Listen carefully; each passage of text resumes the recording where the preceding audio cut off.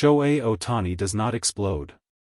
That is the first thing you need to understand before the rest of this story makes sense. He does not raise his voice in press conferences. He does not gesture dramatically toward opposing dugouts. He does not give the sport the theatrical displays of frustration that cameras love and highlight reels are built around. In years of playing at the highest level, through beanballs and close pitches and the 1,000 small provocations that a player of his visibility absorbs across a career, Ohtani has maintained a composure so consistent that it has become one of the defining things about him. So when Ohtani exploded, the room went still. Not the kind of still that follows a loud moment. The kind of still that follows a quiet one, when the person who never raises their voice raises it, and everyone around them understands immediately that something has happened that was significant enough to break a pattern that had held for a very long time. 2 Phillies pitchers. 1 deliberate scheme. And Shohei Ohtani, standing in front of a microphone with an expression that the people who cover him daily said they had never seen before, saying things that he has never said before about opponents he has never addressed this directly before. Dave Roberts was already on the phone with the league before Ohtani finished speaking. The trick itself was not accidental. That is what made it a trick rather than a coincidence, the specific, coordinated quality of what the 2 Phillies pitchers did across back-to-back at-bats that revealed a plan rather than a pattern. Plans require intention. Intention requires a decision made in advance, in a dugout or a film session or a conversation between 2 pitchers who understood exactly what they were agreeing to do and did it anyway. Baseball has a long and complicated relationship with gamesmanship. The sport is old enough that almost everything has been tried at some point: the hidden ball trick, the doctored baseball, the stolen sign, the phantom tag. Some of these things are celebrated as cleverness. Some are penalized as cheating. The line between them has always been thinner than the rulebook suggests, and the sport has spent generations arguing about exactly where it falls. What the Phillies pitchers did landed clearly on the wrong side of that line. The first at-bat established the setup. Not obviously, not in a way that would have been immediately recognizable to anyone watching without the benefit of what came next. The pitch sequence was unusual but not unprecedented. The location was deliberate but defensible as competitive pitching. Ohtani fouled several off, worked the count, and eventually reached base in the way that elite hitters reach base even against sequences designed to prevent exactly that. The second at-bat revealed the scheme. Because the second pitcher did exactly what the first pitcher had done. Not approximately. Not in the general vicinity of the same approach. Exactly. The same sequence, in the same order, targeting the same location with the same pitch type at the same velocity, a duplication so precise that it could not have been produced by coincidence or by 2 independent competitors arriving at the same strategic conclusion separately. It was coordinated. And the coordination was the dirty trick. Ohtani recognized it in real time. That is the part that the Phillies pitchers apparently did not fully account for when they designed their scheme. The assumption, presumably, was that the repetition would be subtle enough, or that Ohtani's focus on individual at-bats would be narrow enough, that the pattern would not be visible to him from inside it. That assumption was wrong in the specific way that assumptions about Ohtani's baseball intelligence are almost always wrong. He is not just physically exceptional. He is not just a collection of elite physical tools arranged in a human body and pointed at a baseball. He processes the game at a level that people who haven't been inside a dugout with him struggle to fully appreciate, reading sequences, cataloging patterns, retaining information from previous at-bats with the kind of accuracy that most players develop over years and Ohtani seems to have arrived with. He saw what was happening. He saw it clearly enough that by the time the second at-bat concluded, the recognition on his face was visible to anyone watching closely. Not anger yet. Recognition first. The specific, focused expression of a man who has identified something and is now deciding what to do with the identification. What he did was finish the at-bat. Because Ohtani always finishes the at-bat.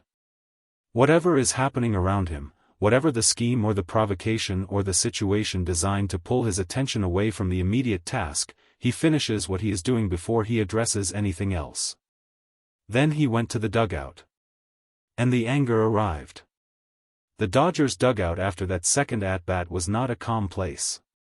Roberts saw Ohtani's face the moment he came through the door. He has managed Ohtani long enough to read the specific quality of his expressions, to distinguish between the frustration that comes from a difficult at-bat and the anger that comes from something that transcends individual performance. He saw the second thing. And it told him immediately that what had just happened on the field was not a matter of competitive pitching that hadn't gone Ohtani's way. Something else had happened. Something that required a different kind of response. The conversation between them was short. Ohtani explained what he had seen, the duplication, the coordination, the deliberate nature of the scheme. Roberts listened with the quality of attention he brings to things that are going to require him to act. Not just hear. Act. By the time the inning ended, Roberts had already formed the position he would carry to the microphone after the game. Not just complaint, Roberts is not a manager who complains about things that fall within the competitive boundaries of the sport.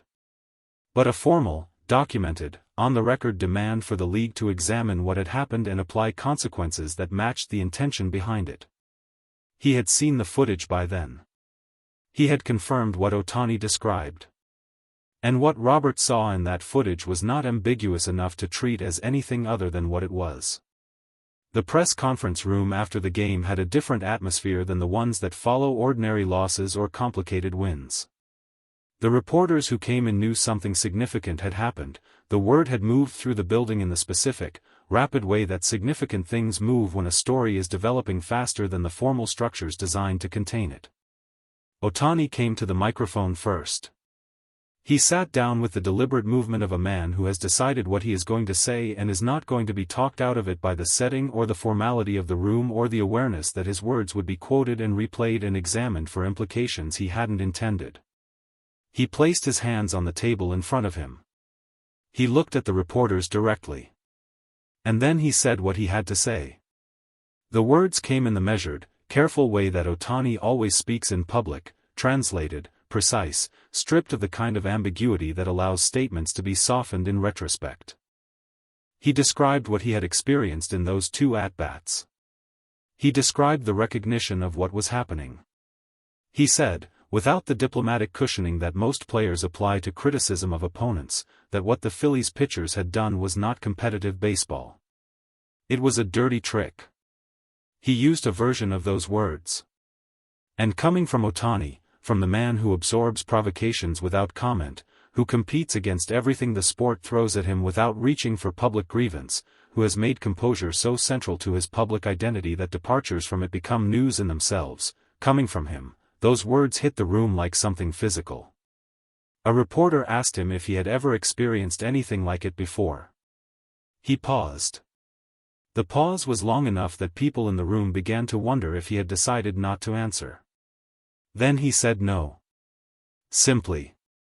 Without elaboration. One word that carried more weight than a longer answer would have. No. Roberts came to the microphone after Ohtani left the room. The atmosphere had not lightened. If anything, Ohtani's testimony had concentrated it, focused the specific gravity of what had happened into a smaller and denser space that Roberts now had to address directly. He didn't soften it. That was the first thing the reporters noticed. The usual managerial language, the careful, institutional phrasing that acknowledges a situation without committing to a position too specific to defend later, was absent. Roberts spoke plainly. With the directness of a man who had decided that this was not a situation that rewarded careful language. He said the Phillies pitchers had coordinated a scheme specifically designed to exploit a pattern in Ohtani's approach. He said the coordination was documented in the footage. He said the word deliberate more than once, in different contexts, with the particular emphasis of someone who wants a specific word to appear in every story written about this. And then he said what he wanted from the league. Not a review. Not an investigation that might produce a warning or a note in someone's file that would have no practical consequence on the field. A harsh penalty. His words. Harsh. A consequence serious enough to communicate to every pitcher in the sport that what the Phillies had done would not be absorbed quietly and moved past without cost. The reporters in the room wrote that word down. Harsh. Coming from Roberts, from a manager whose public language is almost always calibrated, almost always measured, almost always positioned somewhere between directness and diplomacy, that word was notable enough to anchor every story filed from that room. He had said what Ohtani needed him to say. And he had said it clearly enough that the league, reading the coverage the next morning, would understand that this was not a complaint that would resolve itself with time and silence. The league received Roberts' formal complaint before the night ended. It was documented.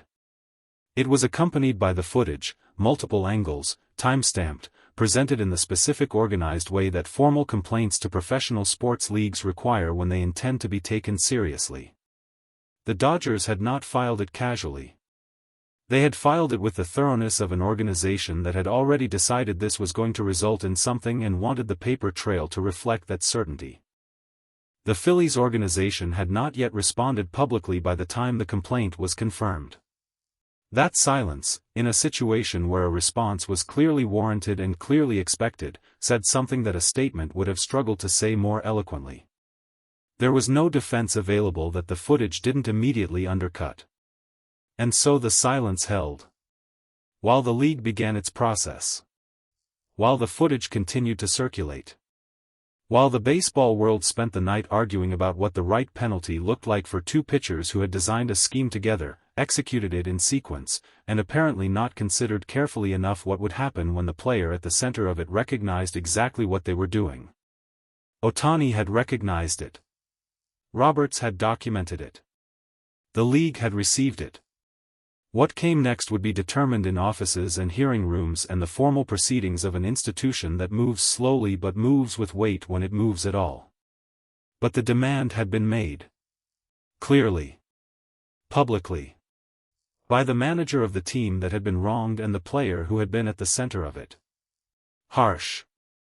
That was the word Roberts had used. The league would now decide what that word meant in practice. And the baseball world would be watching to find out.